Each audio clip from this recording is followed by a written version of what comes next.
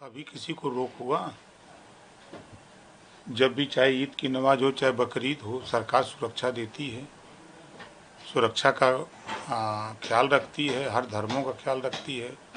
अब नवरात्रि में दुर्गा पूजा नहीं होगा, हर कीर्तन नहीं होगा, तो नमाज तो होगी नहीं। तो नमाज के लिए मनाही तो है नहीं कि आप नमाज मत पढ़िए, वो तो स्वतंत्र हैं लोग। और सरकार सभी धर्मों का ख्याल रखती है। ऐसा नहीं कि सरकार एक धर्म को बढ़ावा दे रही है। तो विपक्ष जब रहा है तो वो क्या किया है, वो अपने गिरबान में झांक के देखे, तब उसको समझ में आ जाएगा कि हमने क्या किया है। देखिए, न्यायालय का आदेश है, न्यायालय के आदेश पर वो गिराया जा रहा है, तो उसमें कोई क्या कर सकता है। न्यायालय के आदेश का पालन करना सरकार का काम होता है, तो सरकार न्यायालय के आदेश का पालन करके गिरा रही है। कल तक समाजवादी पार्टी को लोग माफियाओं, गुंडों की सरकार कहते थे, तो उस बात को तो वो नहीं समझ पाते हैं कि हमारी सरकार को लोग क्या कहते थे। अपराधी माफिया छुट्टा सांड की तरह घूमते थे, थाने पर एफआईआर नहीं होने देते थे। वही चीज़ यहाँ चाहते हैं। ये कानून का राज है, एनडीए की सरकार है, मोदी जी और योगी जी के नेतृत्व वाली सरकार है। यहाँ कानून के साथ जो भी खिलवाड़ करेगा उसके खिलाफ कार्रवाई होगी। देखिए, विपक्ष के पास दूसरा कोई सवाल है नहीं सिवा झूठ बोलने के। या तो उनको पता हो कि कौन लोग फर्जी काम करते हैं, तो उनको बता देना चाहिए कि ये फर्जी लोग हैं, इनको पकड़िए। अगर पुलिस जांच पड़ताल करके पकड़ रही है, नकली नोट पकड़े जा रहे हैं, फर्जी लोग पकड़े जा रहे हैं, तो सबसे ज़्यादा दिक्कत समाजवादी पार्टी को होती है, क्योंकि हर केस में वो इन्वॉल्व हैं। चाहे अयोध्या में rape case, Samajwadi party; Kannauj rape case, Samajwadi party; Mau rape case, Samajwadi party. अभी फिर 2 समाजवादी पार्टी के नेता आ गए। तो हर जगह ये समाजवादी पार्टी के लोग ठेका लिए हुए हैं गलत काम करने का। तो इसको वो जानते हैं बेहतर, तो अगर जो गलत है तो उनको बता दें कि एक सूची जारी कर दें कि ये लोग अपराधी हैं, ये लोग नोट छापते हैं, ये लोग ऐसे करते हैं, इन लोगों के खिलाफ कार्रवाई करिए। उनको जो जानकारी है तो उसकी सूची जारी कर दें। अब समाजवादी पार्टी के लोगों ने कहा कि कन्नौज में जो यादव फंसाया गया वो गलत था, उसकी डीएनए टेस्ट हो जाए। तो डीएनए टेस्ट पे तो दूध का दूध, पानी का पानी हो गया। अब समाजवादी पार्टी क्या कहेगी? उसके बाद तो उसकी बोलती बंद हो गई है। अभी जब मदरसे के लेकर के चिल्लाते हैं, जब इलाहाबाद में नकली नोट छापने का काम मदरसे में पकड़ा गया तो उसको भी फर्जी बताते हैं। तो ये बतावें कि कहाँ नकली नोट छापे जाते हैं, वहीं छापा मारा जाए। अगर इन लोगों को पता है तो कहीं कोई गलत काम ना हो, कहीं अनर्गल अगर लोग संविधान से हट करके, कानून से हट के कोई काम कर रहा है तो उसके खिलाफ कार्रवाई हो। उस हिसाब से ऐसे लोगों को पकड़ने के लिए, ऐसे लोगों को खिलाफ जानकारी हासिल करने के लिए, इस तरह की हरकत लोग न करें, इसके लिए ये चीज़ व्यवस्था मुख्यमंत्री जी ने लाया है। और अच्छा कदम है ये कि कम से कम लोगों को संज्ञान में भी तो रहेगा कि नहीं, हम अगर गलत करेंगे तो हम पकड़े जाएंगे। देखिए, उत्तर प्रदेश में इनकाउंटर की हैट्रिक कर रहे हैं, लेकिन हैट्रिक सिर्फ इनकाउंटर की नहीं है। बलात्कारों की हैट्रिक चल रही है, हत्या की हैट्रिक चल रही है, लूट की हैट्रिक चल रही है। अरे भाई, आप लगातार इनकाउंटर भी कर रहे हैं। उत्तर प्रदेश में हत्या, लूट, छिनैती, डकैती, चोरी भी लगातार हो रही है। तो कहाँ है कानून व्यवस्था? कहाँ है सरकार? कहाँ है सरकार का इकबाल? केवल फर्जी इनकाउंटर से आप इकबाल बनाना चाहते हैं। सारे उत्तर प्रदेश के बड़े अपराधियों को खुद संरक्षण माननीय योगी आदित्यनाथ जी ने दे रखा है, तो अपराध कहां से रुकेंगे? सेंट्रलाइज अपराध अगर कोई करा रहा है तो वो सरकार करा रही है, और अपराधियों को अगर कोई संरक्षण दे रहा है तो सरकार दे रही है। क्या अपराध में शायद कमी आएगी? नहीं, हम कह रहे हैं अगर अपराधियों में डर का माहौल है, बुलडोजर चलने से, इनकाउंटर करने से, तो अपराध क्यों नहीं रुक रहे हैं? बलात्कार क्यों नहीं रुक रहे हैं? हत्याएं क्यों नहीं रुक रही हैं? क्यों डकैती, छिनैती, क्यों गांव में चोरी क्यों नहीं रुक रही हैं? क्यों इकबाल नहीं है सरकार का? कोई किसी से नहीं डर रहा है।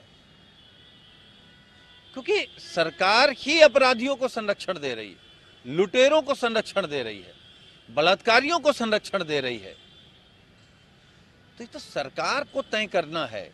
आप फर्जी इनकाउंटर करने से कानून व्यवस्था ठीक नहीं होगी, अधिकारियों को ठीक करना पड़ेगा और बिना जाति धर्म देखे आपको आरोपी हो या अपराधी हो उस पर कार्रवाई करनी पड़ेगी। हमारा अपराधी तो ठीक है, दूसरे का अपराधी तो इनकाउंटर कर दो। ये कौन कर रहा है? जो अपने को संत कहते हैं, योगी कहते हैं, संविधान की शपथ लिए हुए हैं, वो इस रास्ते पर चल रहे हैं। जो आपने इनकाउंटर मतलब देखिए, उत्तर प्रदेश में जब से भारतीय जनता पार्टी 2024 का चुनाव हारी है, जो नफरती फन हैं वो सब उठ गए हैं। सब नफरत की भाषा बोलने लगे हैं, बंटवारे की भाषा बोलने लगे हैं, काटने की बात करने लगे हैं। लेकिन जनता ने अभी आधा फन कुचला है। अभी ये नफरती फन 2027 में पूरा कुचल करके उत्तर प्रदेश की राजनीति में भारतीय जनता पार्टी का और नफरती और बलात्कारियों के पक्ष में खड़े होने वाले सरकार को सफाया कर देंगे। करनी होगी। कैसे देखते हैं? देखिए, जिस तरीके के वीडियो सोशल मीडिया पर देखने को मिले हैं वो विचलित करते हैं, घबराहट पैदा करते हैं कि आखिर समाज में क्या हो रहा है। एक तरफ सरकार ने कहा कि हम सख्त कानून बनाने जा रहे हैं। अरे महाराज, कानून तो पहले से है। इस देश में कानूनों की जरूरत नहीं है, उसको लागू करने की जरूरत है। फूड इंस्पेक्टर को पता नहीं कहाँ है। अरे आप क्यों नहीं सैंपल लेते हैं? क्यों नहीं, अगर कहीं मिलावट है, कहीं नकली खाना है, आप क्यों नहीं सीज करते हैं? क्योंकि योगी जी के अधिकारी केवल लेन देन में पड़े हुए हैं, भ्रष्टाचार में पड़े हुए हैं। जो भारतीय जनता पार्टी कहती है ना कि अमृतकाल है, ये अमृतकाल सिर्फ अधिकारियों का है और अपराधियों का है, और दोनों को संरक्षण योगी जी की सरकार का है। जहां तक नेम प्लेट की बात है, तो जब कांग्रेस की दिल्ली में सरकार थी, यूपीए फर्स्ट, तब कानून बना था कि सबको अपना रजिस्ट्रेशन कराना पड़ेगा, उसमें सबके नाम हैं। अब ये चाहते हैं कि नेम प्लेट लगा करके जात के नाम पर, धर्म के नाम पर और लोग एक दूसरे का नुकसान करें। आप स्वच्छता की बात करिए, अच्छा खाना मिले, मिलावट ना हो, इस पर तो सभी लोग चाहते हैं। लेकिन माननीय मुख्यमंत्री जी केवल बातें करते हैं। मुख्यमंत्री बनने के बाद उनका 15 दिन में गड्ढा मुक्त सड़कें हो जाएंगी। हम लोगों ने कल फिर सुना है, कहीं बोले हैं कि 10 अक्टूबर तक गड्ढा मुक्त सड़कें हो जाएंगी। उसी तरीके से ये कानून है। कानून मत बनाइए, जो कानून है उनको सख्ती से लागू करिए। देखिए, बुलडोजर पे क्या बोलें बुलडोजर बाबा पे। दोनों से जनता परेशान हो गई है। दोनों के एक एक पुर्जे खोल करके, बुलडोजर के पुर्जे खोल करके माननीय सर्वोच्च न्यायालय गैरेज में खड़ा करा देगा, हमें उम्मीद है। और जो बुलडोजर बाबा हैं, उनके एक एक पुर्जे खोल करके जनता किनारे बिठा देगी। देखिए, बुलडोजर कभी भी नवनिर्माण का प्रतीक नहीं हो सकता है। बुलडोजर जो है वो विध्वंस का प्रतीक है, और माननीय मुख्यमंत्री जी विध्वंस के लिए जाने जाते हैं, नवनिर्माण के लिए नहीं जाने जाते। लगभग 7.5 साल के मुख्यमंत्री हो गए हैं माननीय योगी आदित्यनाथ जी, अपने 7.5 काम भी नहीं गिना सकते हैं। तो जो मुख्यमंत्री 7 सालों में अपने 7 काम ना गिना पाता हो या ना गिना पाने की स्थिति में हो, ऐसे मुख्यमंत्री से आप क्या उम्मीद कर सकते हैं? देखिए, देश संविधान से चल रहा है, सरकारें संविधान से चल रही हैं।